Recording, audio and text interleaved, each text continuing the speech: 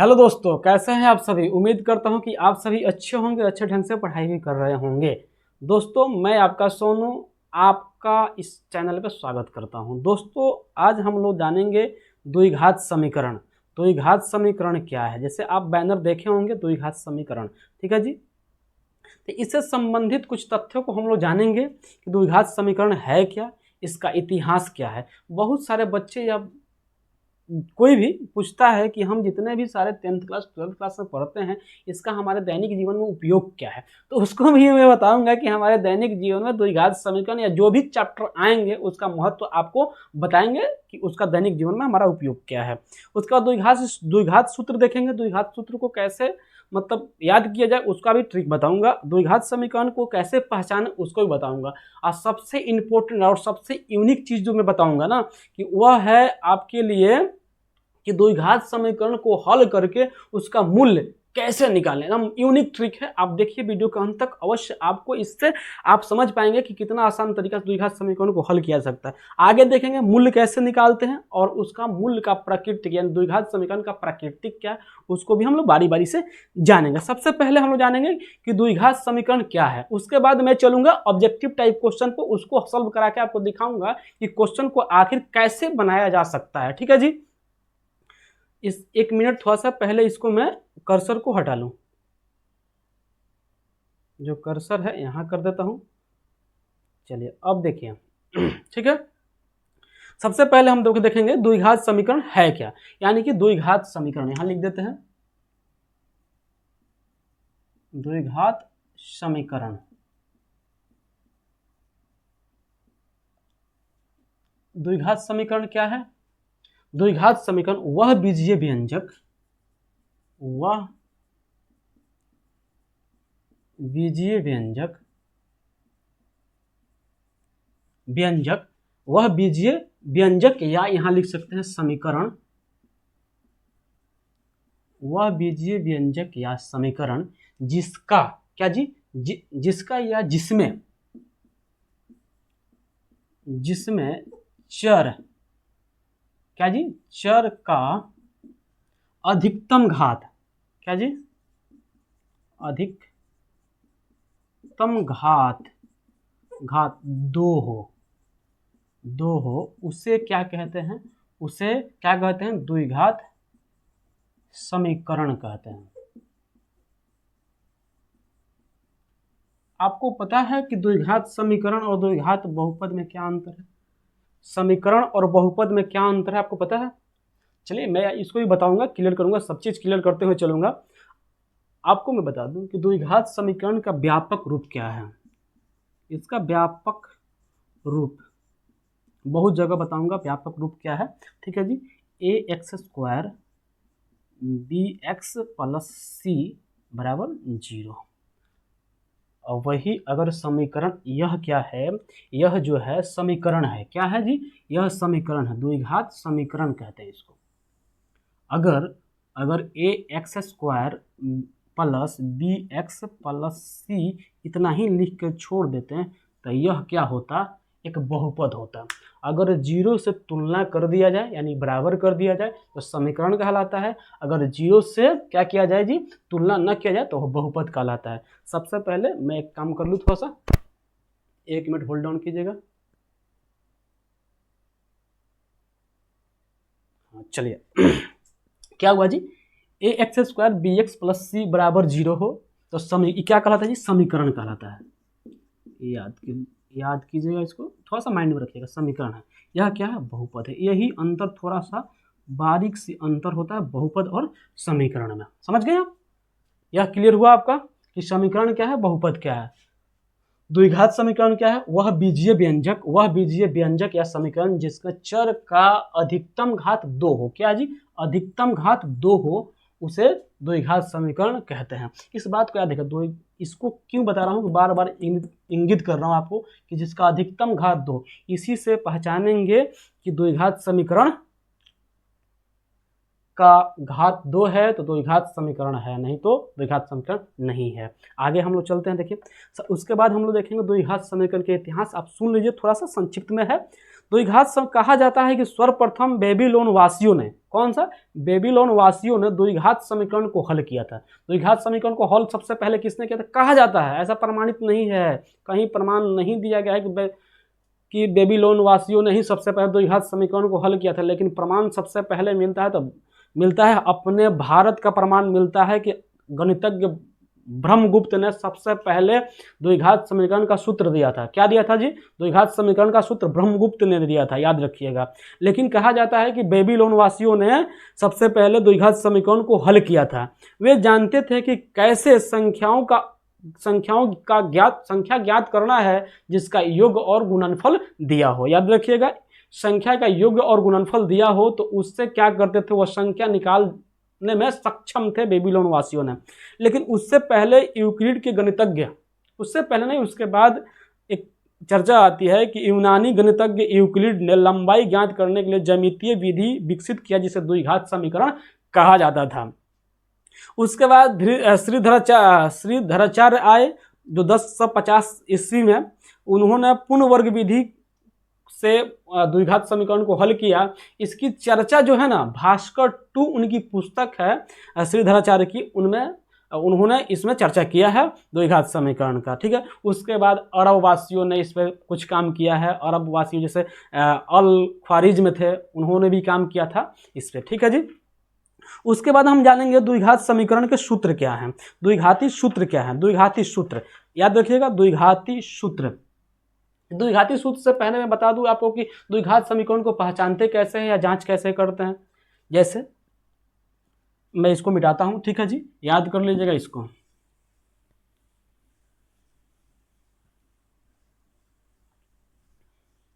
चलिए, द्विघात समीकरण को जांचते कैसे हैं या कैसे पता चले कि द्विघात समीकरण है। अगर अभी अब आपको बताया कि द्विघात समीकरण का व्यापक रूप क्या होता है जी, व्यापक रूप क्या होता है, ax² bx + c = 0। यह जो है आपको मैं बता रहा हूं कि आप जो ऑब्जेक्टिव पढ़ने वाले हैं उससे आपका इससे बेसिक क्लियर हो जाए, उसके बाद आपको ऑब्जेक्टिव बनाने में सहूलियत होगी, इसलिए सोचा कि आपके सामने आके पढ़ा दूं। बहुत सारा वीडियो ऐसे डाले हैं जो मैं सामने नहीं हूं, फिर भी आपको लिख के पढ़ाया हूं, उस वीडियो को भी देखिएगा, बहुत ही फायदेमंद होगा। चैप्टर 1 का 25 क्वेश्चन कर चुके हैं हम लोग, चैप्टर 2 का कर चुके हैं, चैप्टर 3 का कर चुके हैं, 8 का भी और 5 का भी हो चुका है। अब चैप्टर 4 बचा था, चैप्टर 4 को भी फिनिश करते हैं, इसके बाद चैप्टर हम लोग 6 पे एक ही बार आगे चलेंगे, ठीक है जी। आप ध्यान रखिएगा, यहाँ क्या है जी, ax² bx + c। यहाँ c क्या है, a क्या है, x² का गुणांक, तो यानी कि a b c एक क्या है जी, वास्तविक संख्या है, वास्तविक संख्या है, वास्तविक संख्या लिखें, याद रखिएगा। यहाँ a क्या है, x² का गुणांक, b क्या है, x का गुणांक, और c क्या है, अचर पद है। क्या है जी, यह जो है अचर पद है, अचर पद जिसका मान कभी नहीं बदलता है, और c से तुलना की तो समीकरण बन गया। अब देखिए, जैसे आपको लिख के दिखा रहा हूं, 2x² + x - 300, तो क्या हुआ, x² + x - 300 = 0। क्या है, एक द्विघात समीकरण है, तो कैसे बताएंगे, तो समीकरण बताने एक और लिखते हैं, ऑप्शन 1 2, दूसरा लिखते हैं 3x³ + 2x² + x + 5 = 0। क्या यह द्विघात समीकरण है, इसको भी आप बताइएगा। तो द्विघात समीकरण नहीं होने का शर्त अभी मैंने आपको पीछे बताया कि द्विघात समीकरण में अधिकतम घात चर का घात जो होता है 2 होता है। तो यहाँ देखिए अधिकतम घात 2 है, 1 है, उसके बाद इसका अचर पद में x नहीं होता, x के पावर 0 होता है, ठीक है जी, तो 0 है। यहाँ देखिए अधिकतम घात 3 हो गया, उसके बाद 2 आया, उसके बाद यहाँ कुछ नहीं, तो 1 है, यहाँ 0 है, तो यहाँ सबसे बड़ा अधिकतम घात 3 आ गया 2 में, तो यह द्विघात समीकरण नहीं है। ऑप्शन 1 जो है द्विघात समीकरण के रूप में है, इसको ऐसे पहचान जा सकता है। और एक बात बता दूं इसमें कि जो a b c है, यह एक वास्तविक संख्या है, जहाँ a क्या है जी, a is equal to not zero. A का मान कभी जीरो नहीं हो सकता है। यहाँ ए का मान कभी जीरो नहीं हो सकता है। क्यों बताता हूँ। अगर मैं लिख दूँ 2x² प्लस x माइनस 300, पहले ही क्वेश्चन को यहाँ, इस क्वेश्चन को यहाँ लिख के दिखा रहा हूँ, बराबर जीरो। अगर x का मान अगर यहाँ दो न रह के यहाँ कुछ होता, एक जगह पर जीरो रहता, जीरो, तो क्या यह द्विघात समीकरण होता। जीरो में किसी संख्या से गुणा करेंगे जीरो होता, प्लस x माइनस 300 बराबर जीरो, तो यह अधिकतम घात एक हो गया, तो यह एक द्विघात समीकरण के रूप में नहीं होता है। इसलिए ए का मान कभी जीरो नहीं हो सकता है, यानी कि x² का गुणांक कभी जीरो नहीं हो सकता है। अगर हो गया जीरो तो कभी वह क्या नहीं होगा जी, द्विघात समीकरण हो ही नहीं सकता है। चलिए आगे देखते हैं। अगर कोई समीकरण px बराबर जीरो, जहां px का घात दो एक बहुपद है या द्विघात समीकरण है, तो वह बहुपद या समीकरण हो तो वह द्विघात समीकरण कहलाता है। ठीक है जी। क्या px का मान, और एक बात याद रखिएगा, एक बात मैं बता दूं कि px का मान हमेशा जो होता है px यानी कि x का घात हमेशा घटते क्रम में होता है। यहाँ देखिए दो, यहाँ क्या है जी, दो सबसे अधिकतम घात, उसके बाद एक है, यहाँ जीरो है, यानी कि हमेशा घटते क्रम में ही घात होता है। यानी कि घात का सीक्वेंस जो स्टैंडर्ड फॉर्म होता है ना, स्टैंडर्ड फॉर्म, तो क्या होता है कि सबसे बड़ा घात, उसके बाद छोटा घात, उसके बाद उससे छोटा घात, ऐसे लिखते हैं। ठीक है जी। जो भी आप समीकरण लिखते हैं सबसे बड़ा घात पहले, उसके बाद उससे छोटा, उससे छोटा, उससे छोटा लिखते हैं। समझ गए बात को। इसीलिए यहाँ देखिएगा ax² bx प्लस c दिए हैं, यहाँ सबसे उच्चतम घात दो, उसके बाद एक, उसके बाद यहाँ कुछ नहीं है तो जीरो होगा। ठीक है जी। किसी भी संख्या का अगर घात जीरो कर दिया जाए तो वह क्या होता है जी, 1 होता है, इसलिए 1। अब आगे चलते हैं, इसका दैनिक जीवन में उपयोग क्या है।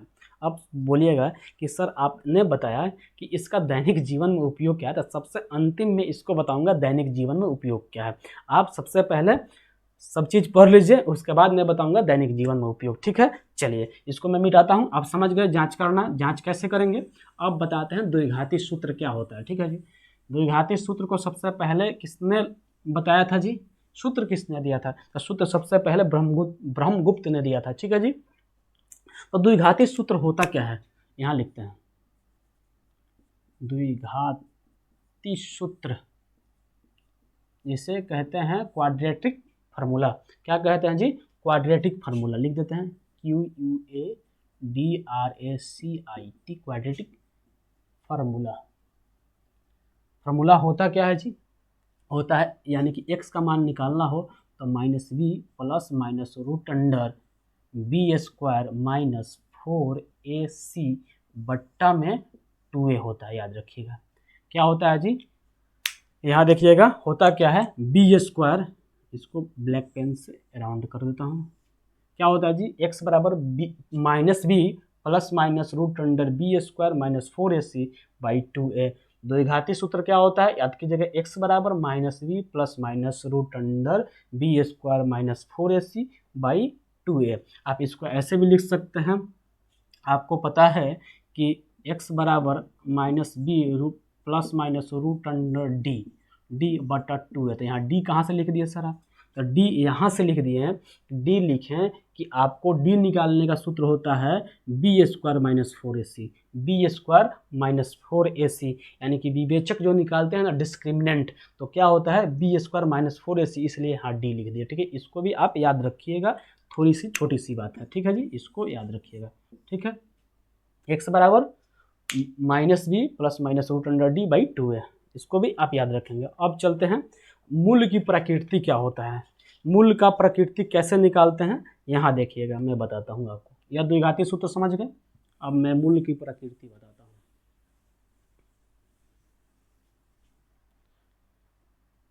अगर द्विघात समीकरण का व्यापक रूप आपको मैंने बताया, कितना बार बताऊंगा आपको याद हो जाएगा, व्यापक रूप बार बार लिख के मैं बता रहा हूँ, x² प्लस bxc बराबर प्लस c बराबर 0। यहाँ देखिएगा, अगर आपको विवेचक निकालने के लिए बोले, विवेचक क्या होता है, डिस्क्रिमिनेंट होता है। क्या होता है, डिस्क्रिमिनेंट होता है। तो b निकालने के लिए बोल दूं मैं आपको, तो यहाँ यहाँ विवेचक यानी कि d निकालने के लिए बोले, यहाँ d लिखते हैं, डी विवेचक डी, इसको डी से संकेत, उसका संकेत चिन्ह डी है। यहाँ बी स्क्वायर माइनस 4ac होता है, यहाँ सी है ई नहीं है, सी बट्टा कुछ नहीं होता है, 4ac होता है, ठीक है जी।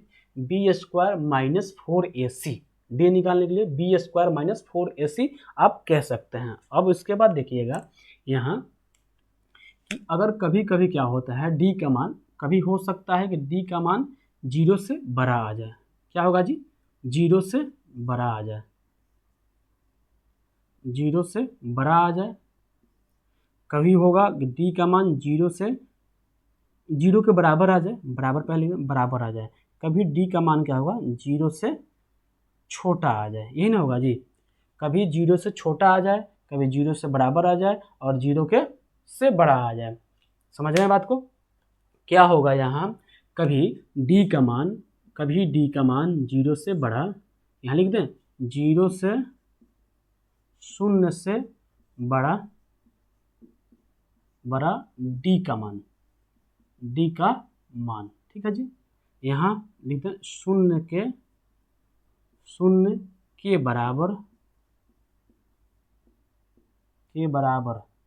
बराबर यहाँ 0 से छोटा आ जाए, छोटा डी का मान बराबर डी का मान। यह बात को इस बात को समझिएगा। डी का मान अगर 0 से बड़ा हो जाए, डी का मान 0 के बराबर हो जाए, डी का मान 0 से छोटा हो जाए। बात को समझ गए? अगर डी का मान 0 से बड़ा रहा तो दो भिन्न तो होंगे, यहाँ देखिएगा, दो भिन्न मतलब दो अलग अलग वास्तविक मूल्य होंगे। क्या होंगे जी? दो वास्तविक मूल्य होंगे। अगर 0 से बड़ा डी का मान आया तो दो भिन्न वास्तविक होंगे, दो भिन्न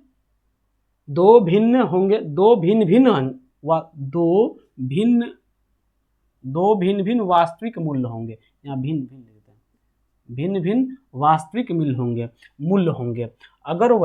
अगर इसको बोला जाए तो दो अलग अलग वास्तविक मूल्य होंगे, यानी कि दो मूल्य आएंगे लेकिन अलग अलग आएंगे, वास्तविक होगा, ठीक है जी।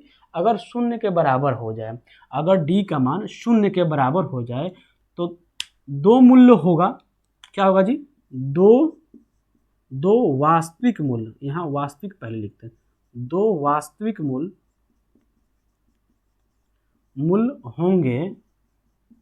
होंगे लेकिन बराबर होंगे। क्या होंगे जी? बराबर होंगे। बात को समझ गए?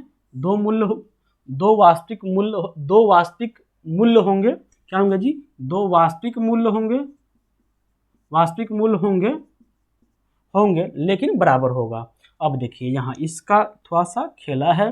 अगर डी का मान 0 से छोटा आए, अगर डी का मान 0 से छोटा आए तो क्या होगा जी?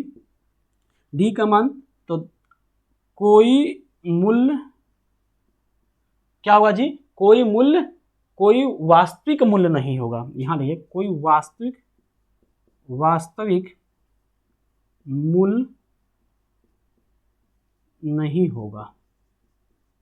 तो एक बात बताइए, कोई वास्तविक मूल्य नहीं होगा तो ऐसा नहीं ना है कि कोई मूल्य होगा ही नहीं, मूल्य होगा लेकिन वास्तविक नहीं होगा। तो होगा क्या? वास्तविक नहीं होगा। अगर कोई चीज वास्तव में नहीं है तो हो सकता है काल्पनिक हो, यही ना होता है जी। अगर वास्तव में नहीं है तो कल्पना में है, यानी काल्पनिक है। तो यहाँ क्या होगा कि यहाँ जो होगा वास्तव में ना होके काल्पनिक मान होंगे। समझ गए ना इस बात को? बहुत बढ़िया। अब सिखाते हैं आपको कि अगर आपसे पूछ दिया जाए कि अगर यही समझाते हैं कि अगर व्यापक मूल्य, अगर द्विघात समीकरण का व्यापक रूप x² + bx + c के बराबर 0 हो तो अगर पूछा जाए दो मूल्यों का गुणनफल, मूलों का योगफल क्या होगा, पहले योगफल उसके बाद गुणनफल। योगफल क्या होगा, योगफल, योगफल यहाँ क्या होगा यानी कि बराबर, तो यहाँ आप फॉर्मूला याद रखेंगे -b/a। अगर अगर अगर मैं बता दूं कि अगर दो मूल्य हैं, कौन कौन से जी, अल्फा और बीटा, अल्फा और बीटा है, कौन से जी, अल्फा और बीटा, अल्फा और बीटा मूलों के दो मूल्य, यानी कि अल्फा प्लस बीटा हो तो योगफल क्या होगा, यानी कि यहाँ आप लिख सकते हैं अल्फा प्लस बीटा बराबर -b/a। बात को समझ दिख रहा है आपको, यानी मूलों का योगफल पूछे तो b/a। अगर पूछ दे आपसे कि द्विघात समीकरण के दो मूल्य अल्फा और बीटा हैं तो अल्फा प्लस बीटा बराबर, तो बताएंगे b/a। अब वही पूछे कि मूलों का, यह एक फार्मूला हो गया, याद रखिएगा, मूलों का, ब्लैक पेन से लिखते हैं, ठीक है जी, मूलों का, एक लाल पेन से लिखते हैं, ब्लैक पेन से, मूलों का गुणनफल, गुणनफल, तो गुणनफल क्या होगा जी, तो गुणनफल के लिए फॉर्मूला आएगा c/a होता है, क्या होता है जी, c/a होता है, मूलों का गुणनफल, मूलों का गुणनफल c/a। अगर तो अल्फा बीटा में बताएं तो अल्फा इंटू बीटा बराबर c/a,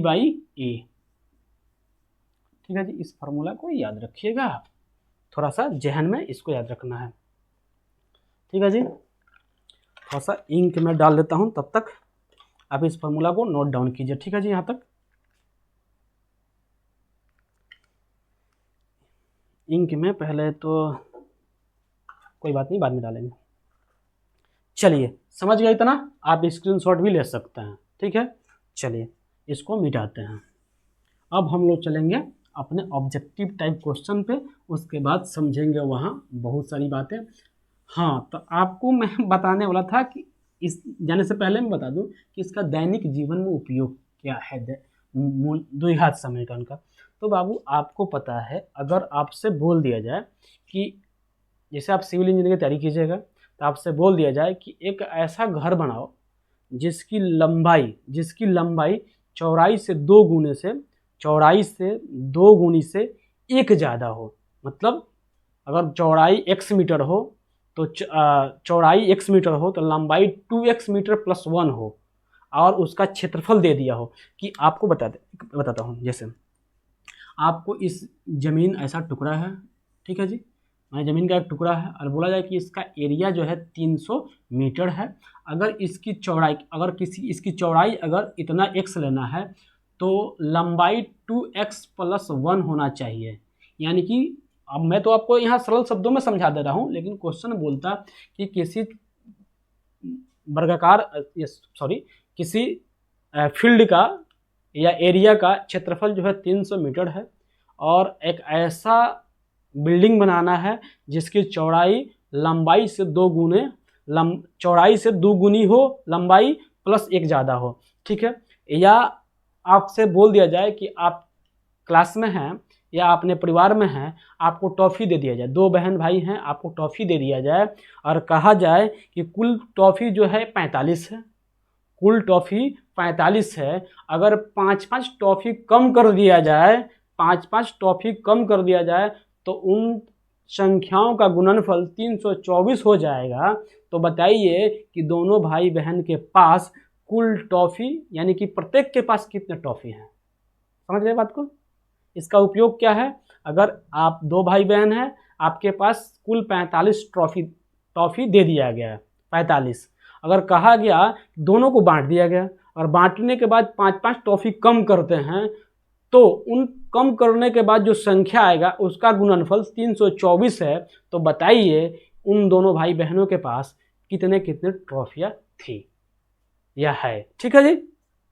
बहुत सारे उपयोग है आर्थिक जीवन में, मतलब आप आर्थिक जीवन में भी इसका उपयोग कर सकते हैं, राजनीतिक जीवन में भी उपयोग कर सकते हैं, या सिविल इंजीनियरिंग की तैयारी करते हैं वहाँ भी उपयोग कर सकते हैं, हर एक जगह इसका यूज है। आप विस्तार से समझना है तो फाउंडेशन बैच जरूर देखिएगा, मैं आपको कराऊंगा, ठीक है जी, वहाँ आपको समझाऊंगा बारीकी से। चलिए चलते हैं अपने क्या जी क्वेश्चन पे, क्वेश्चन ऑफ द डे पे।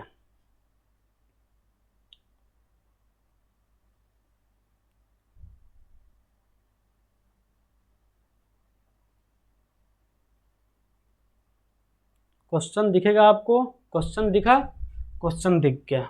चलिए आप बनाइए इसको। अब मैं आपको पूरा थ्योरी समझा दिया हूं, अब आपको बनाना है ऑब्जेक्टिव टाइप क्वेश्चन।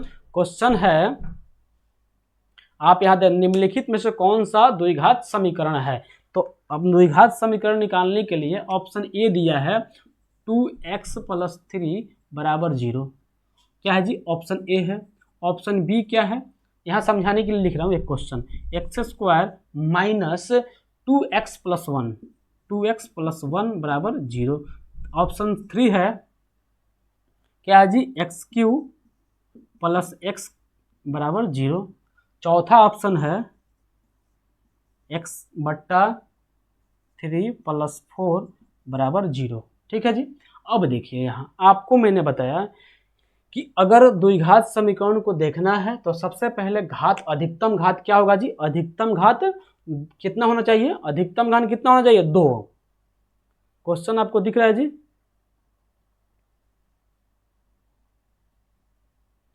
अधिकतम घात कितना होना चाहिए, 2 होना चाहिए। तो क्या यहाँ आप देख पा रहे हैं, क्या इसका अधिकतम घात क्या है जी, 1 है, इसमें 2 है, इसमें 3 है, इसमें क्या है जी, यहाँ कुछ नहीं है तो 1 है। ठीक है, ना तो इसमें है अधिकतम घात 2, ना अधिकतम घात 2 इसमें है, ना ही अधिकतम घात इसमें है।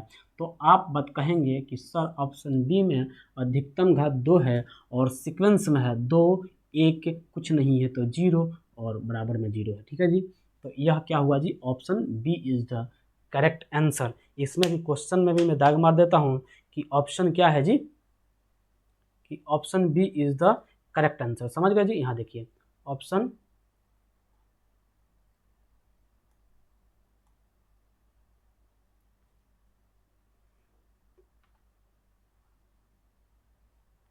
ऑप्शन बी, समझ गए, यहाँ देखिए। ठीक है, चलिए अगले क्वेश्चन पे चलिए, अगला क्वेश्चन आप बनाइए। अगला क्वेश्चन क्या है जी,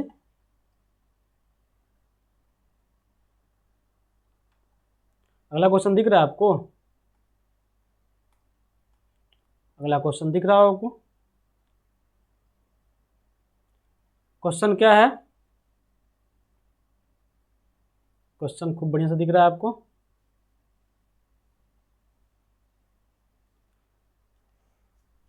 इसको मैं मिटाता हूं, थोड़ा सा घर पे आया हूं इसलिए थोड़ा सा सिस्टम इधर उधर हुआ होगा, इसलिए थोड़ा समय लग रहा है आपको क्वेश्चन इधर उधर लगाने में। इसके लिए मैं दिल से आभार व्यक्त करता हूं कि अगर जहां से मैं स्टूडियो में पढ़ाता हूं वहां से होता तो कोई दिक्कत नहीं होता। ठीक है जी, चलिए यहाँ देखिए समीकरण x² - 6x + 8 = 0 का घात क्या है। क्वेश्चन है x² प्लस माइनस है -6x + 8 = 0 का पूछ रहा है घात क्या है। घात, तो घात निकालने के लिए आप क्या करेंगे जी, घात निकालने के लिए सबसे देखेंगे कि इसमें घात क्या है, कुछ नहीं है, इसमें 1 है, इसमें 2 है, तो यहाँ सबसे उच्चतम घात ही समीकरण का या बहुपद का घात कहलाता है। तो option B is the correct answer. समझ गए, option B is the correct answer. समझ गए, क्वेश्चन दिख रहा है आपको, उसमें टिक आउट कर दिए हम। ठीक है, अगला प्रश्न की ओर चलते हैं। अगला प्रश्न क्या है जी, अगला प्रश्न है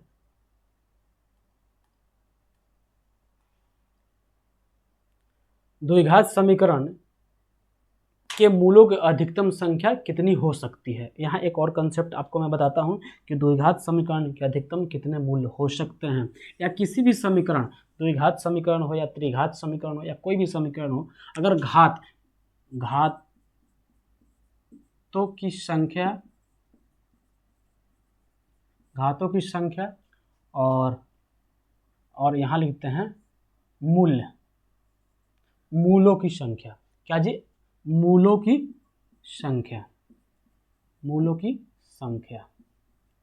आप अगर वीडियो नंबर मतलब चैप्टर नंबर 2 देखे होंगे तो उसमें ये बताया हूँ कि कितना घात और कितना मूल हो सकते हैं। अगर रैखिक समीकरण यानी कि चर का घात अधिकतम घात, चर का अधिकतम घात एक हो, यानी रैखिक समीकरण, तो उसका मूलों की संख्या एक होगा। अगर चर का अधिकतम घात दो हो तो द्विघात समीकरण बन जाएगा। यहाँ लिख देते हैं, यह क्या हुआ, द्विघात समीकरण।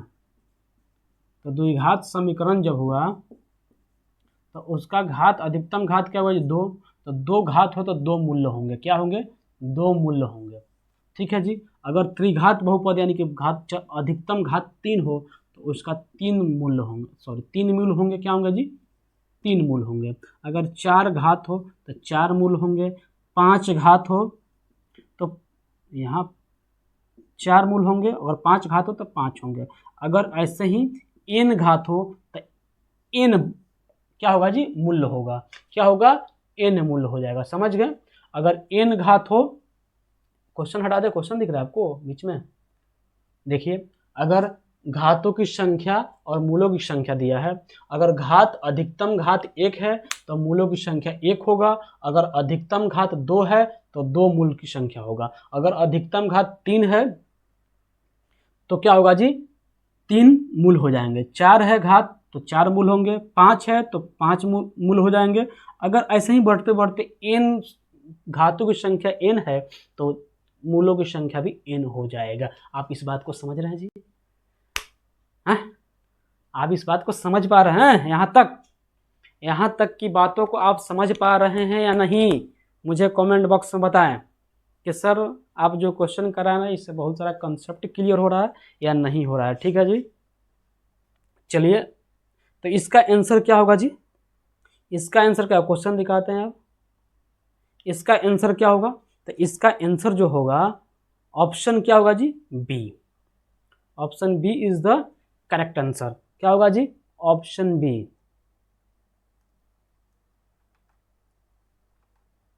यहां देखिए, option B is the correct answer. अगले प्रश्न की ओर हम लोग बढ़ते हैं। प्रश्न संख्या 4 देखिए,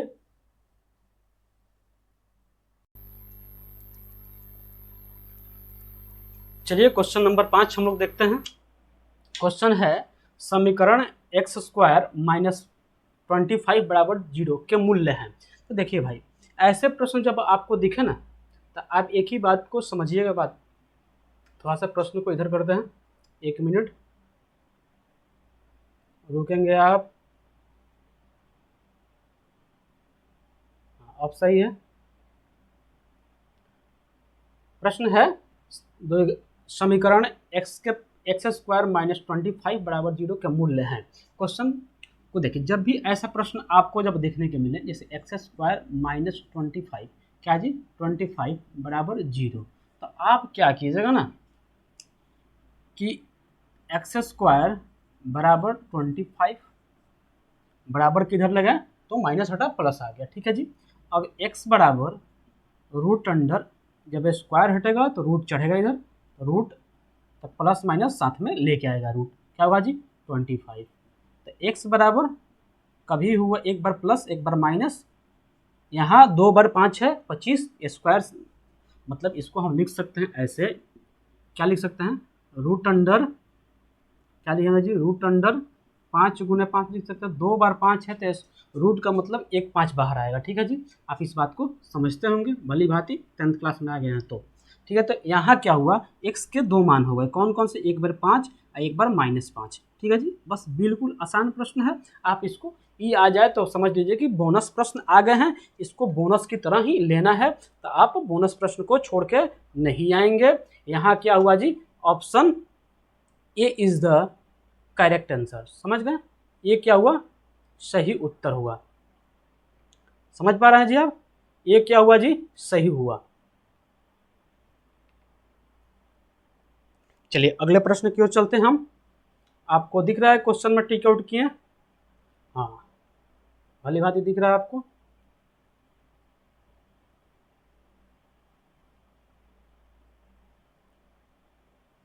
चलिए क्वेश्चन नंबर 5 पे हम लोग चलते हैं। क्वेश्चन नंबर 5 क्या है जी, देखिए यहाँ पे क्वेश्चन नंबर 5 आपको दिख रहा होगा। तो क्वेश्चन नंबर 5 है, द्विघात समीकरण A x square B x plus C बराबर 0 के मूल्य का योग क्या है। अभी मैंने आपको बताया है, फार्मूला पढ़े होंगे, शुरू से आप देख रहे हैं तो आपको समझ में आएगा। आप देखते ही आंसर मार देंगे कि यहाँ मूलों का क्या पूछा है, योग्य पूछा है। मूल का योग्य, तो योग क्या होता है अभी बताए हैं कि माइनस बी बाई ए होता है। और वही गुणनफल पूछे तो सी बाई ए होता है। समझ गए, दो फार्मूला है, दोनों याद कर लेना है, बी बाई ए और सी बाई ए। बी बाई ए मूलों का योगफल और मूलों का गुणनफल सी बाई ए होता है। तो ऑप्शन यहाँ देखिएगा, ऑप्शन क्या हुआ जी, ऑप्शन क्या हुआ, B is the correct answer. समझ गए। अगले प्रश्न की ओर चलते हैं हम लोग, प्रश्न संख्या 6 पे। अब आगे यहाँ आ गया द्विघात समीकरण। यहाँ क्वेश्चन आपको दिख रहा है जी, क्वेश्चन बार बार देखना पड़ रहा है ना मुझे कि यहाँ थोड़ा सा क्या है जी, देखिए आपको नहीं दिख रहा है, इसके लिए मुझे देखना पड़ रहा है। ठीक है जी, यहाँ देखिए अब दिखेगा।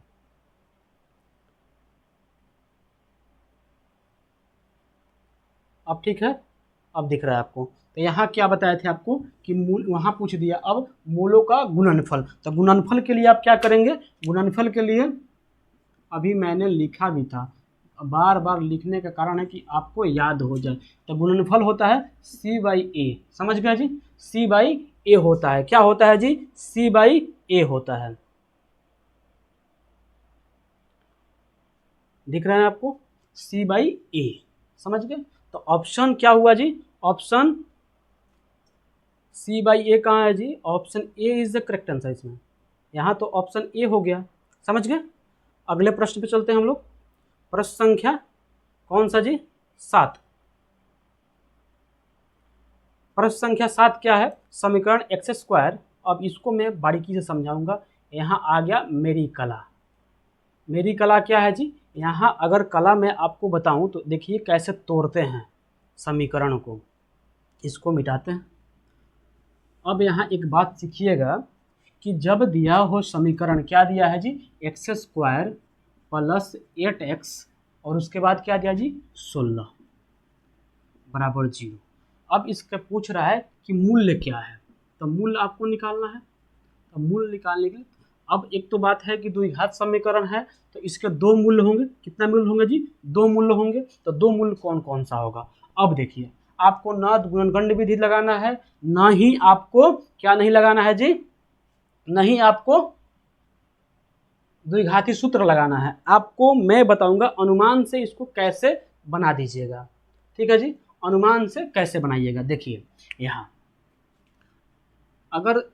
अगर यहाँ एक्स स्क्वायर और 16 को गुना किए तो क्या होगा जी, 16 एक्स स्क्वायर होगा, 16 एक्स स्क्वायर होगा, लेकिन यहाँ भी प्लस, यहाँ भी प्लस, तो प्लस होगा, 16 एक्स स्क्वायर प्लस में हुआ। ठीक है, तो प्लस लिखे या ना लिखे इससे कोई मतलब नहीं।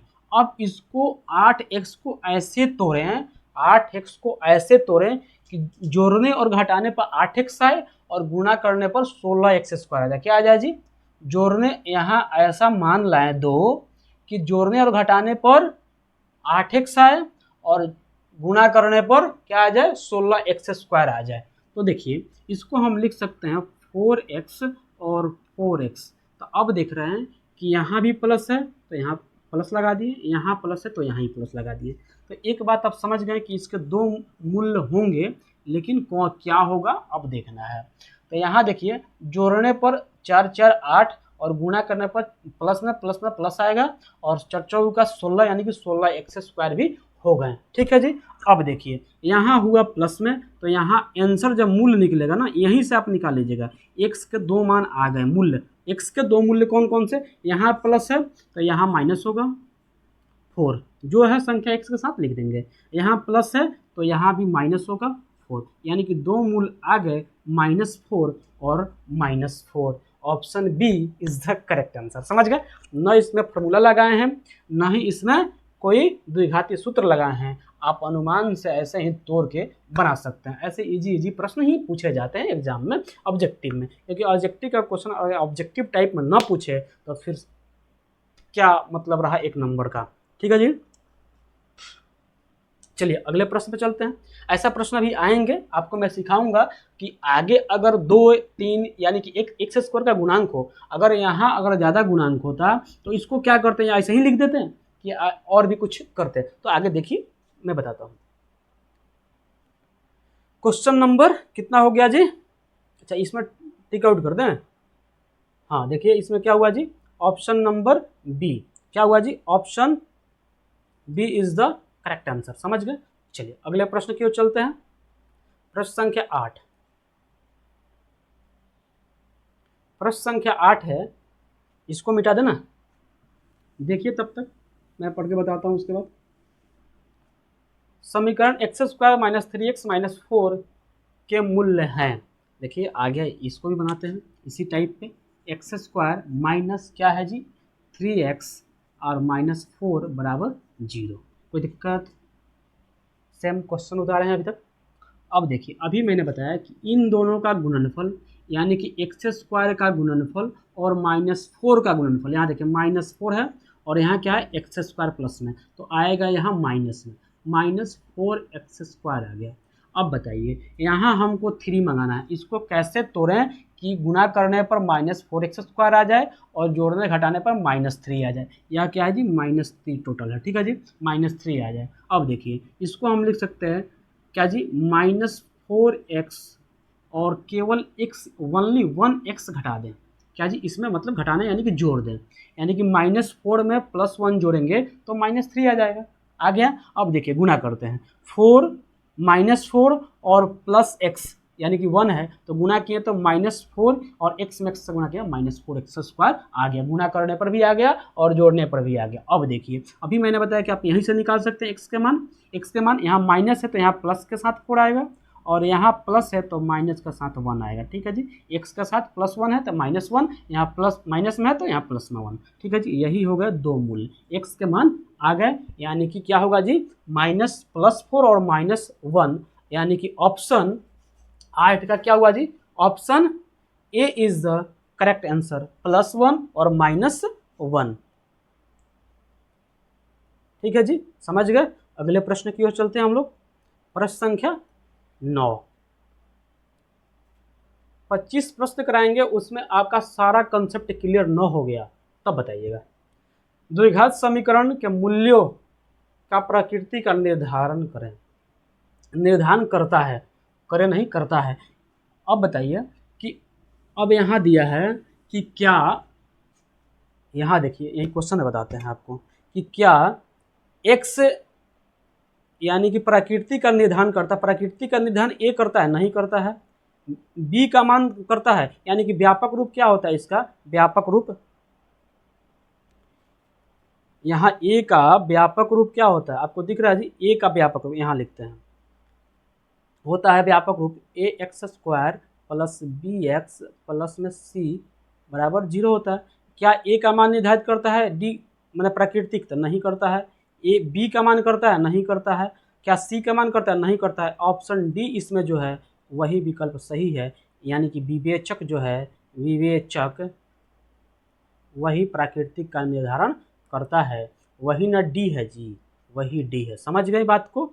आपको प्रश्न दिख रहे होंगे, अब मैं बनाया ये भी आपको दिख रहा होगा, ठीक है जी। तो क्या हुआ, option B is the, option C is the correct answer. समझ गए? चलिए अगले प्रश्न की ओर चलते हैं हम। अगला प्रश्न क्या है, प्रश्न संख्या 9 सॉरी 10, अब 10 पाएंगे। प्रश्न संख्या 10 है, निम्नलिखित, इसको हटाते हैं, निम्नलिखित समीकरण x square plus 2x plus 1 के मूल हैं। आ गया प्रश्न फिर से, इसको जब तक क्लियर करेंगे नहीं तब तक तोड़ेंगे नहीं, तब छोड़ेंगे नहीं। क्या है जी, एक्स स्क्वायर प्लस क्या है जी 2x प्लस 1 बराबर 0। अब देखिए आ गया मजा। अब यहाँ देखिएगा कि इन दोनों का गुणनफल क्या है जी, एक्स स्क्वायर है, प्लस में है। अब दो को कैसे तोड़ें कि एक्स स्क्वायर गुणा करने पे आ जाए और जोड़ने और घटाने पर क्या आ जाए जी, 2x आ जाए। तो x और x आसान है, अगर x में x जोड़ दिए, x में x जोड़ दिए तो 2x हो गया, और x में गुना किया तो एक्स स्क्वायर हो गया। तो अब आ गया x का साथ कुछ नहीं है तो 1 होता है जी, कुछ नहीं है तो 1 है, यहाँ देखिए कुछ नहीं है तो 1x तो होगा ही, यहाँ भी कुछ नहीं है तो प्लस में 1x तो होगा ना, x में किसी भी संख्या में x से गुना करते एक ही होता है। तो अब यहाँ x के दो मान कौन कौन से आ गए हैं, यहाँ प्लस है 1 के साथ तो माइनस आएगा, यहाँ भी प्लस है तो माइनस आएगा, यानी कि x के दो मान आ गए कौन कौन से, -1 और -1, दो बार -1, क्या जी, तो यहाँ क्या होगा, ऑप्शन बी, क्या हुआ जी, option B is the correct answer. समझ गए। अगले प्रश्न की ओर चलते हैं हम लोग, प्रश्न संख्या 11। अब आ गया सीधे सूत्र पूछ लिया आपसे, सूत्र क्या है जी, सूत्र है डिस्क्रिमिनेंट का सूत्र क्या है, यानी विवेचक का सूत्र क्या है। तो विवेचक का सूत्र आपको मैंने बता दिया है, क्या होता है जी, B square minus 4ac, B square minus 4ac, B क्या है, बी क्या है, एक्स का गुणांक, ए क्या है, एक्स स्क्वायर का गुणांक, सी क्या है, अचर पद, कांस्टेंट होता है, अचर पद होता है, ठीक है जी, क्या होता है, अचर पद होता है, और 4 इन सबों का AC का गुणांक है, कोफिशिएंट है। समझ गए, यानी कि B square minus 4ac, A B क्या है, एक्स का गुणांक, ए क्या है, एक्स स्क्वायर का गुणांक, सी क्या है, अचर पद है। समझ गए, यानी कि option B is the correct answer. यहाँ भी क्या हुआ जी, ऑप्शन बी सही हुआ, यहाँ देखिए, ठीक है। अगले प्रश्न पे चलते हैं हम लोग, प्रश्न संख्या 12 पर। हाँ, आ गया प्रश्न, एक बार फुल रिवीजन कराते हैं आपको, फिर से रिवीजन कराएंगे आपको कि अगर डी का मान, अगर डी निकालते कैसे हैं, अगर व्यापक रूप दिया है आपको, मैं दिख रहा हूँ या नहीं, हाँ अब देखूंगा, यानी कि अगर डी का मान और द्विघात समीकरण का व्यापक रूप क्या होता है जी, अभी बताएं आपको व्यापक रूप, फिर से एक बार लिखते हैं, A x square B x plus C बराबर 0, कोई दिक्कत यहाँ तक। अब डी निकालते कैसे हैं, विवेचक, विवेचक यानी कि डी, बोले तो डी, तो बी स्क्वायर यानी कि एक्स का गुणांक, और -4, 4 तक कांस्टेंट होता है, इसका फार्मूला है, तो ए इंटू सी, यानी कि 4ac, सी क्या है, अचर पद, ठीक है जी, यही हुआ फार्मूला हो गया विवेचक का। अब अगर पूछ रहा है कि डी का मान 0 से बड़ा हो, डी का मान 0 के बराबर हो, डी का मान 0 से छोटा हो, तो आपको मैं बता चुका हूँ तीनों का, क्या जी, कि क्या होगा, अगर क्या होगा जी, अगर डी 0 से बड़ा हो तो दो वास्तविक मूल्य होंगे, दो अलग अलग वास्तविक मूल्य होगा, वास्तविक मूल्य होगा, ठीक है जी। अगर वही डी 0 के बराबर है, दो बराबर वास्तविक मूल्य होगा,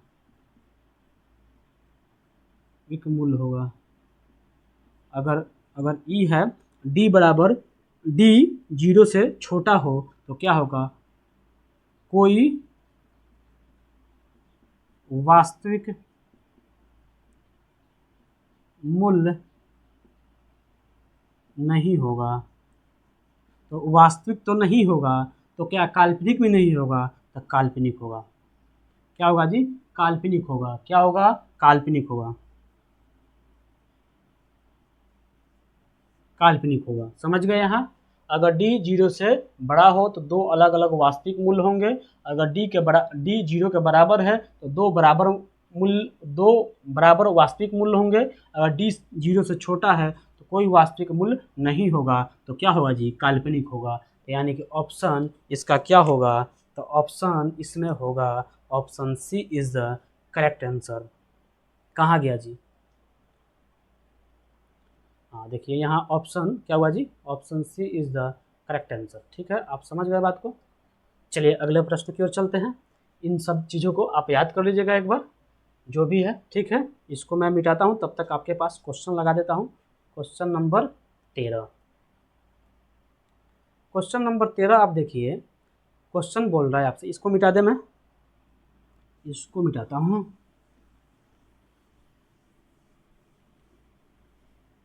इसको मिटा दे, किसको किसको मिटाया धरती से, सब तो पापी भरे हुए हैं। यहाँ समीकरण एक्स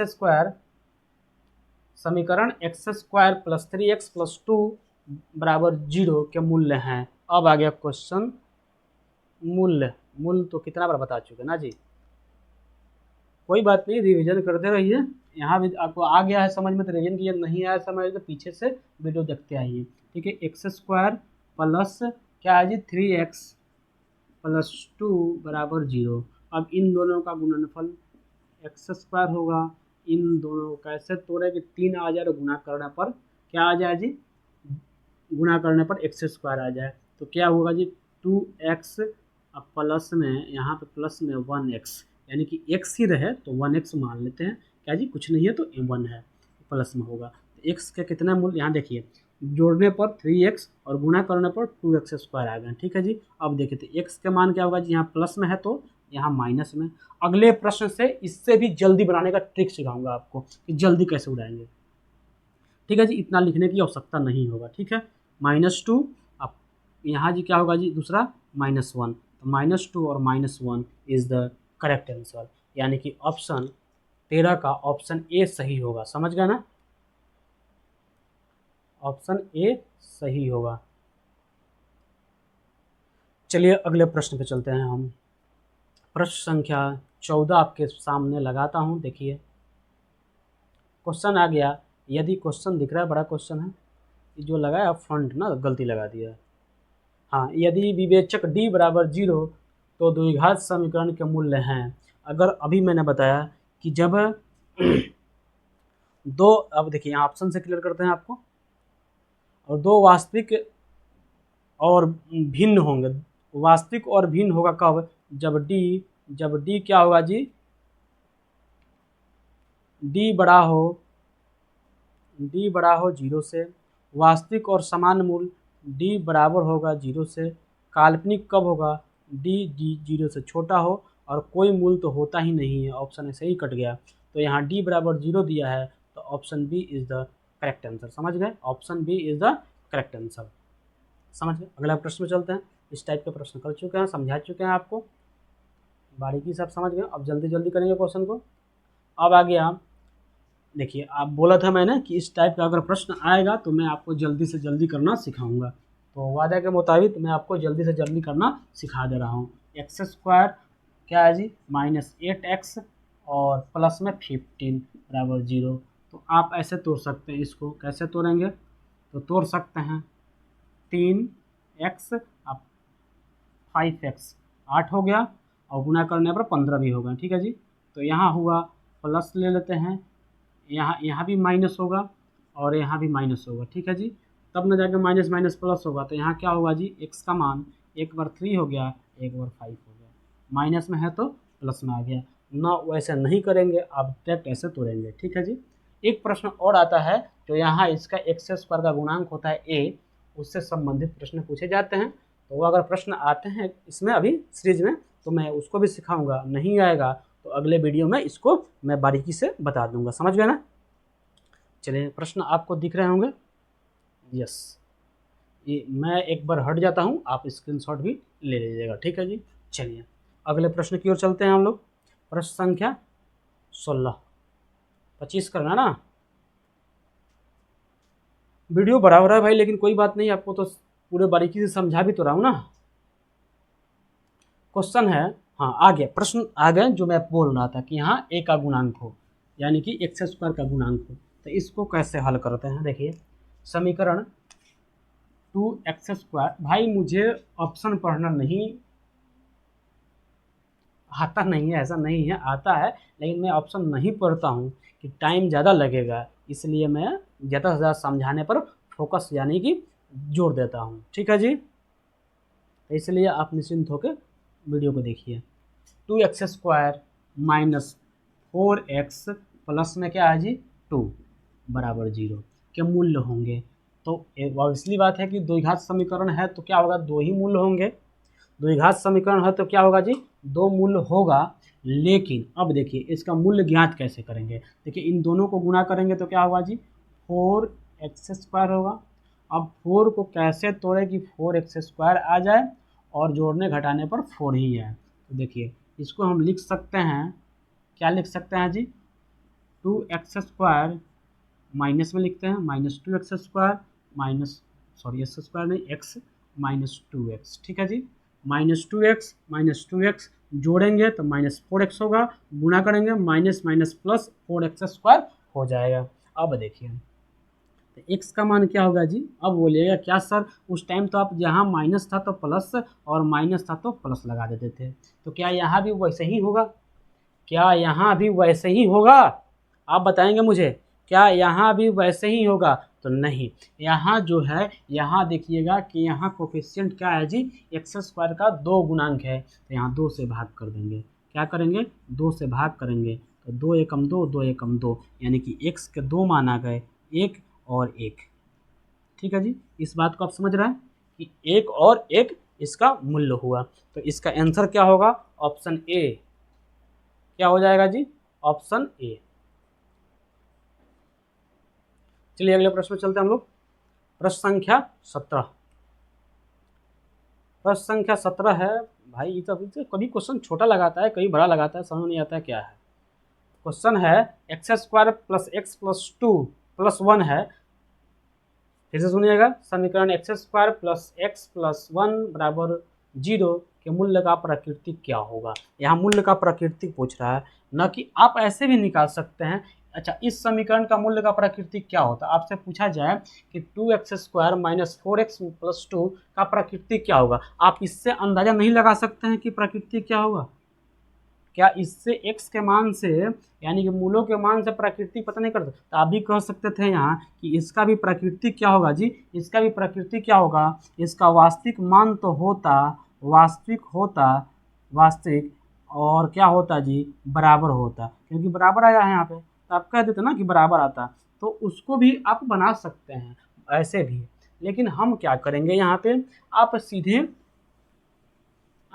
क्या कीजिए यहाँ पे कि x² है माइनस है कि प्लस है, प्लस x है प्लस 1 बराबर 0। तो यहाँ a का मान क्या दिया है जी, 1, b का मान क्या दिया 1, c का मान क्या दिया 1, सबका 1 दिया है। तो आप ऐसे कीजिए कि अब d निकाल दीजिए, d b² माइनस 4ac, तो b का मान 1 का स्क्वायर माइनस 4 इंटू में एक का मान 1 है और c का मान भी 1 है, तो आप कह सकते हैं 1 माइनस 4, 4 एकम 4, 4 एकम 4, 4, यानी कि -3 आ गया। तो -3 क्या होता है जी, 0 से छोटा होता है या बड़ा होता है? तो आप एक बच्चा भी कहेगा कि सर -3 जो होता है 0 से छोटा होता है, तो इसलिए इसका आंसर हम लगा देंगे कि डी बराबर क्या आ गया जी, डी बराबर आ गया, डी बराबर, सॉरी डी जो है, डी का मान जो है 0 से छोटा है, क्या है जी, 0 से छोटा है, तो इसलिए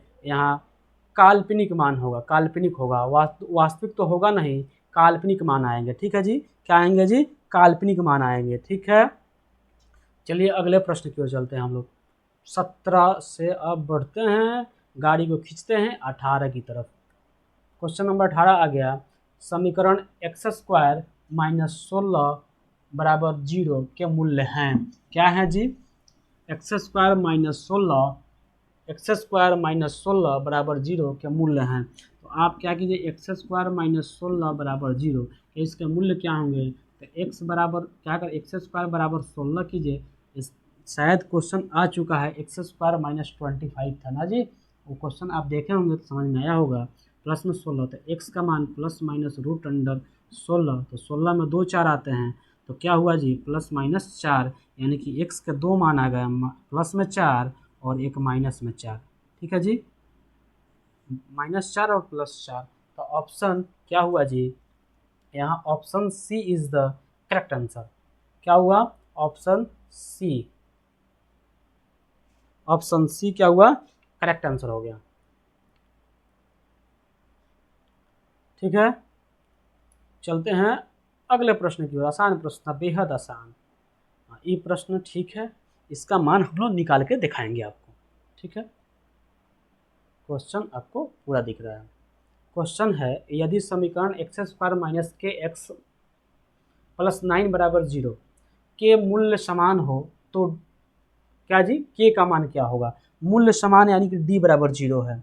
क्या है जी, मूल्य समान यानी कि डी बराबर 0 है। यहाँ एक लाइन जो जोड़ा है ना उसको ध्यान में रखिएगा। क्या लाइन जोड़ दिया है जी, यहाँ लाइन के मूल्य समान है, के मूल्य समान है तो के का मान पूछ रहा है। ठीक है जी। तो क्या ऑप्शन ए सही होगा, ऑप्शन बी सही होगा, ऑप्शन डी सही हो, सी हो सही होगा, ऑप्शन डी होगा। तो जो भी सही होगा उसको हम लोग क्वेश्चन बना के देखते हैं। ठीक है जी।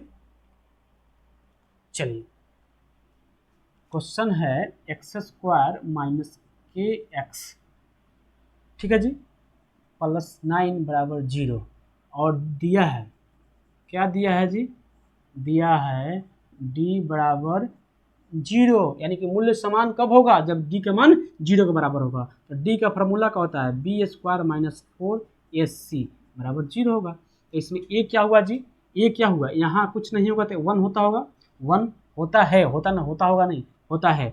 और यहाँ के का मान दिया है एक्स बी दिया है, एक्स का गुणांक होता है तो माइनस के दिया है, माइनस के का स्क्वायर बराबर माइनस 4, ए सी का मान 1 और सी का मान 9 है, ए का मान 1 और सी का मान 9 है, बराबर 0। अब देखिए तो के स्क्वायर माइनस माइनस हट जाएगा, माइनस आ जाएगा 36 बराबर 0। तो के स्क्वायर बराबर क्या हुआ जी, 36। 36 कैसे हुआ, प्लस में है, बराबर किधर जाएगा तो माइनस में हो, माइनस में है तो प्लस में होगा, प्लस में होता तो माइनस में होता। ठीक है जी। तो के बराबर root under plus minus root under 36, 36 में 2 6 होते हैं, एक 6 बाहर निकालेंगे तो के बराबर प्लस माइनस 6, यानी कि option C, option C is the correct answer. आप जीत चुके हैं 7,000 करोड़ रुपए। हाँ जी, ऑप्शन सी। चलिए अगले प्रश्न की ओर चलते हैं।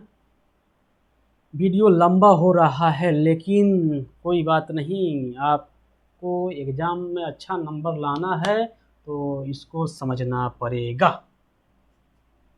क्या जी, समझना पड़ेगा। जल्द आप बोलते हैं जल्दी जल्दी बताओ ना सर, मुझे कल पनवेल निकलना है, तो कहाँ जाइएगा, फिल्म का डायलॉग है ना जी। क्वेश्चन है समीकरण 4x² माइनस 12x प्लस 9 बराबर 0 के मूल्य हैं। बढ़िया क्वेश्चन। क्या है जी क्वेश्चन, यहाँ लिखते हैं पहले 4x² माइनस 12x प्लस 9 बराबर 0। एक हमारे शर्त है, बोलते थे ऐसे, एक समीकरण 4x² माइनस 12x प्लस 9 बराबर 0 का मूल्य होगा। अरे भाई क्वेश्चन पढ़ रहे को डरा रहे हैं, तो ऐसे पढ़ते थे हम, तो बोल रहे गला सूख गया भाई। 4x² माइनस 12x प्लस 9 बराबर 0 के मूल्य होंगे। तो आप बोलिएगा कि सर इन दोनों का गुणनफल जो हो गया 36x² हो गया। अब 12 को कैसे तोड़ें कि 36x² हो, जोड़ने घटाने पर माइनस क्या हो जाए, 12 आ जाए, 12x। तो हम कह सकते हैं कि 6x माइनस में, और यहाँ भी माइनस में 6x ले लेंगे। तो देखिए माइनस माइनस प्लस होता है, 6×1 36 माइनस माइनस प्लस 6×1 36 x² अब यहाँ हुआ, जब जोड़ेंगे तो -6 -6 -12।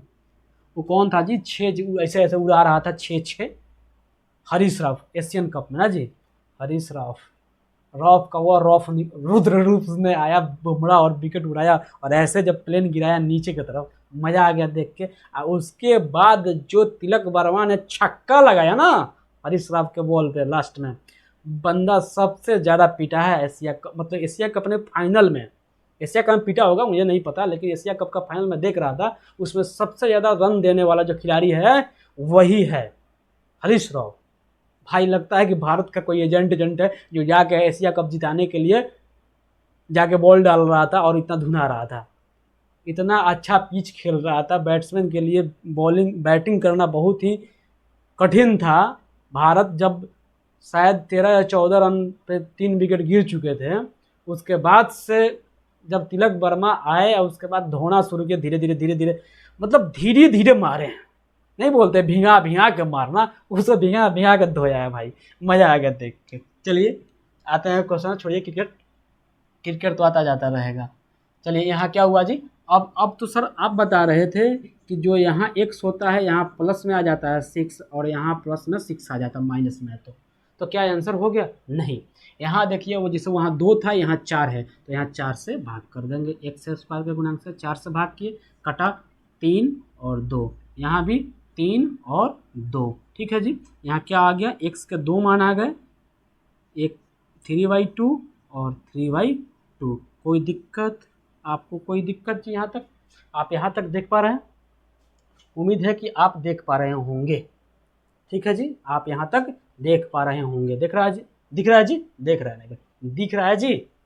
मैं बहुत ही रिस्पेक्ट के साथ बतियाता हूँ, बच्चा हो या कोई भी, मैं उसको आदर देता हूँ। यहाँ 36 लिखे हैं, 36x स्क्वायर, ठीक है जी, 36x स्क्वायर। चलिए अपने प्रश्न पे आते हैं। तो यहाँ आंसर क्या हुआ जी? आंसर हुआ 3 और 3/2, 3/2, 2 आंसर होगा। तो ऑप्शन ए क्या हुआ जी? Option A is the correct answer. ओहो, क्वेश्चन पे दाग, दाग क्वेश्चन पे नहीं ऑप्शन पे मारा जाता है भाई। ये तो क्वेश्चन जो होता है बेदाग होता है, इसमें कोई दाग नहीं, यह त्रुटि रहित होता है। चलिए अगले प्रश्न में चलते हैं हम लोग। प्रश्न संख्या 21। थोड़ा सा मजाक कर रहा हूँ कि आप बोरिंग फील कर रहे होंगे यहाँ तक आते आते। मैथ थोड़ा सा भी बच्चों को उबाऊ लगता है, मैथ हौवा बना के रखे हैं सबकी, बहुत हार्ड होता है, ई होता है 9 17 क्या क्या, लेकिन हम सोचे हैं कि मैथ को इतना ईजी बना देंगे ना कि आप भी गर्दा उड़ा के, गर्दा, समझ गए ना। आते हैं समीकरण, क्वेश्चन नंबर 21 पे। समीकरण x square minus 4x minus 5 बराबर 0 के मूल्य का योग क्या है? तो मूल्य का योग ज्ञात करना है तो आपको फॉर्मूला बताए हैं b/a। तो b क्या है जी? x का गुणांक, x का गुणांक माइनस है -4। इसमें देखिए प्रश्न लिख देते हैं पहले, x स्क्वायर माइनस 4 क्या है जी? 4x है, -4x प्लस में 5 बराबर 0। तो यहाँ a क्या है जी? पहले यहाँ a लिखते हैं, आपको समझाने के लिए लिख रहे हैं। a बराबर 1, b बराबर -4 होगा, यहाँ माइनस नहीं छूटना चाहिए। क्या है जी? -4, क्यों कि x का गुणांक -4 है, और c क्या है जी? 5 प्लस में है। तो अब आपको बताए हैं कि योगफल निकालने के लिए, मूलों का योगफल निकालने के लिए क्या फार्मूला है जी? -b/a है। देखिए दिख रहा है जी आपको, -b/a। ओके, -b/a है। तो -b/a जब हुआ तो आप डायरेक्ट पुट कीजिएगा यहाँ पे। अरे यार क्या गया आपसे, -b/a। तो -b फार्मूला में है और माइनस यहाँ भी है, तो माइनस फार्मूला वाला और -4 के साथ, और a का मान क्या है जी? कुछ नहीं है, 1 है। तो क्या हो गया यहाँ पे, यहाँ क्या हुआ? माइनस माइनस प्लस 4, बट्टा में 1 लिखे या ना लिखें बात एक ही है। क्या हुआ जी? 4 इज द करेक्ट आंसर, यानी कि ऑप्शन क्या हुआ जी? Option A is the correct answer. समझ गए ना। चलिए अगले प्रश्न की ओर हम लोग बढ़ते हैं। प्रश्न संख्या 22, बढ़िया प्रश्न। अब यहाँ आ गया मूलों का गुणनफल निकालना है। क्या निकालना है जी? मूलों का गुणनफल। तो मूल का गुणनफल आपको निकालने के लिए प्रश्न वही है क्या जी? या ब्यूटीफुल, केवल माइनस है यहाँ पे, केवल यहाँ माइनस है, ठीक है जी, माइनस है। तो यहाँ a का मान आ गया 1, b का मान आ गया -4 और c का मान आ गया -5। अब बताइए, आपको योग गुणनफल निकालने के लिए फॉर्मूला नहीं बताए हैं जी? गुणनफल के लिए फॉर्मूला बताए हैं, तो बताए हैं सर, क्या बताए हैं? c/a होता है सर। आपको नहीं पता है? मुझे पता है। तो बढ़िया बाबू, आपको पता है तो बहुत अच्छा। यहाँ होता है c/a। तो c/a क्या हो गया? c -5 और a का मान क्या है? 1। तो यानी कि -5 के नीचे में 1 लिखे या ना लिखे, -5 इज द करेक्ट आंसर, यानी कि ऑप्शन ई रहा बी। क्या हुआ? Option B. चलिए अगले प्रश्न की ओर चलते हैं। 23 नंबर। ये क्वेश्चन का फिर फॉन्ट बड़ा है, क्वेश्चन दिख रहा है लेकिन, हाँ, यदि विवेचक डी क्या हो जी, 0 से छोटा है तो द्विघात समीकरण के मूल्य होंगे। तो अभी आपको मैं बता देता हूँ यहाँ क्वेश्चन पे ही। अगर डी का मान, यहाँ देखिए, हाँ, वास्तविक और भिन्न, तो वास्तविक और भिन्न कब होगा जी, डी जब 0 से बड़ा हो। वास्तविक और समान, जब डी का मान 0 के बराबर हो। काल्पनिक कब होगा, जब डी का मान 0 से छोटा हो। कोई मूल्य नहीं तो ऑप्शन होता ही नहीं है। तो क्या होता है, अगर अचर पद होता तो कोई मूल्य नहीं होता। अगर अचर पद नहीं है, रैखिक समीकरण भी है तो एक मूल्य होता है। द्विघात समीकरण 2, त्रिघात 3, चतुर्थ घात 4, पाँच घात 5, ऐसे मैं आपको बता चुका हूँ। तो यहाँ देखिए ऑप्शन क्या है, क्वेश्चन है डी का मान 0 से छोटा है, तो जी का मान जब 0 से छोटा होगा तो वास्तविक ना होकर काल्पनिक, option C is the correct answer. समझ गए, इतना बढ़िया से मैं आपको बता दिया इसको। क्वेश्चन नंबर, वाह, आ गया, इसको भी बनाते हैं, बढ़िया प्रश्न है।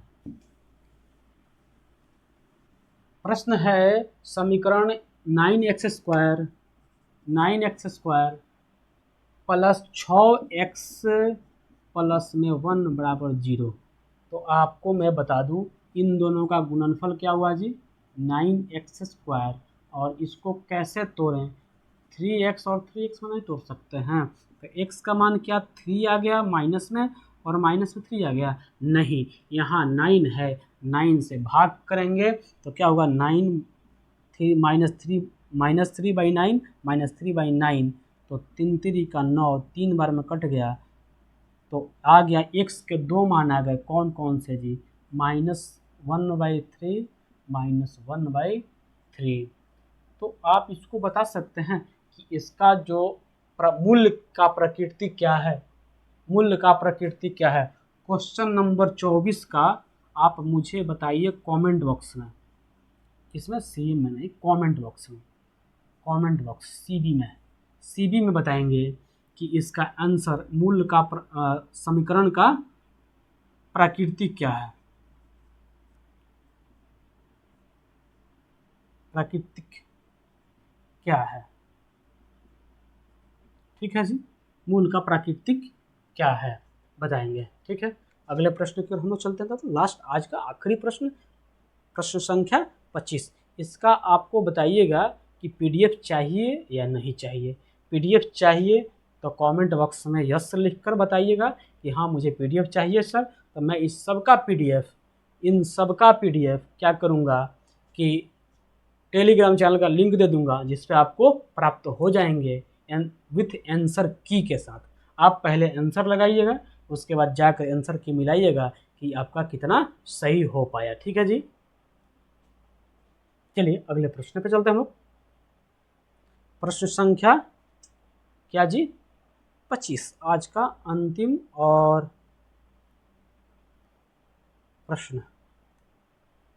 प्रश्न है समीकरण x² - 3x + 2 = 0 के मूल्य के प्राकृतिक क्या है। तो मूल्य का प्राकृतिक क्या है जी, तो मूल्य का प्राकृतिक निकालेंगे, डी निकालना पड़ेगा, या बिना डी निकाले आप मूल्य ऐसे समीकरण को हल कीजिए, इसका मान निकालिए, x का 2 मान आएगा तो उससे पता लग जाएगा कि मूल्य का प्राकृतिक क्या है। ठीक है जी, आप इसका बताइएगा 24 नंबर का मूल्य का प्राकृतिक क्या है। ठीक है, क्वेश्चन है x² - 3x + 2 = 0। ठीक है जी, इसका प्राकृतिक बताना है आपको। ठीक, अब देखिए यहाँ देखिएगा क्या है, यहाँ a का मान दिया है 1, b का मान दिया है -3 और c का मान दिया है 2। तो अब d निकालने के लिए b² - 4ac, तो b का मान आ गया -3 का स्क्वायर प्लस 4 × 1 × 2 ना जी, 3 3 का 9, माइनस है तो 2 बार माइनस होगा, तो स्क्वायर है तो माइनस हट जाएगा, प्लस में तो 4 का 8, यानी कि a का मान +1 आ गया। तो +1 यानी कि d का मान जो है 0 से बड़ा है। ठीक है जी, और ऐसे भी लिख सकते हैं d का मान 0 से बड़ा है, यानी कि 1 है तो 0 से बड़ा ना है जी, माइनस में है नहीं। तो क्या होगा इसका आंसर, आंसर क्या होगा जी, वास्तविक होगा और भिन्न होगा। Option A is the correct answer. क्या होगा जी, ऑप्शन ए। इसको ऐसे गोला बना के घेर देते हैं, आपको समझ में आ जाएगा क्या इसका आंसर हुआ। भाई मैं आपको अभी तक ना चैनल को सब्सक्राइब करने के लिए बोला है, ना ही क्या बोला है जी, क्वेश्चन को हटा दिए, इसको भी मिटाते हैं। थोड़ा सा 2 मिनट आपसे बात करना है। इतना देर से आप वीडियो को देख रहे हैं, कभी मैंने आपसे नहीं कहा कि वीडियो को लाइक कीजिए या चैनल को सब्सक्राइब कीजिए, ना पहले कहा ना बीच बीच में कभी भी कहा। तो आप यहाँ तक मुझे सुनते हुए आए हैं, वीडियो को अंत तक अवश्य देख पाए हैं, तो आपको तो अब इसलिए यहाँ तक अच्छा लगा हो तभी ना यहाँ तक देख पाए हैं। तो वीडियो को लाइक कीजिए, अगर चैनल को सब्सक्राइब नहीं किए हैं तो चैनल को अवश्य सब्सक्राइब करके जाइएगा। देखते बहुत लोग हैं लेकिन इसको सब्सक्राइब नहीं किए हैं अभी तक, तो उसको आप सब्सक्राइब कर लीजिएगा और हित साथी दोस्तिन के पास इसको शेयर कीजिएगा ज़्यादा से ज़्यादा, जिससे उन सबको भी फ़ायदा हो सके। और आपको क्या करना है, बेल आइकन को ऑन कर लेना है, जिससे आने वाली वीडियो का मतलब नोटिफिकेशन आप तक तुरंत पहुंच जाए, जिससे आप वीडियो को फटाफट देख पाएँ। एक वीडियो सुबह में, एक वीडियो शाम में यूट्यूब के माध्यम से होल सिलेबस कंप्लीट कराने का जिम्मा उठा रखा है मैंने आपका, ठीक है जी। तो उसको मैं जिम्मेवारी को मतलब सच्चे दिल से निभाते हुए चल रहा हूँ कि चैप्टर 1 पढ़ा दिया हूँ, चैप्टर 2 ऑब्जेक्टिव टाइप, अभी ऑब्जेक्टिव भी चला रहे हैं, इसके बाद सब्जेक्टिव का भी क्वेश्चन लाएंगे। आपको सिलेबस ना पढ़ाकर क्वेश्चन पढ़ाएंगे कि आने वाले एग्जाम में कौन कौन से प्रश्न पूछे जाएंगे, और उससे ज़रूर 100% वहाँ से प्रश्न आपको एग्जाम में देखने को मिलेंगे, ठीक है। आप यहाँ तक देखें। Thank you so much, love you everyone.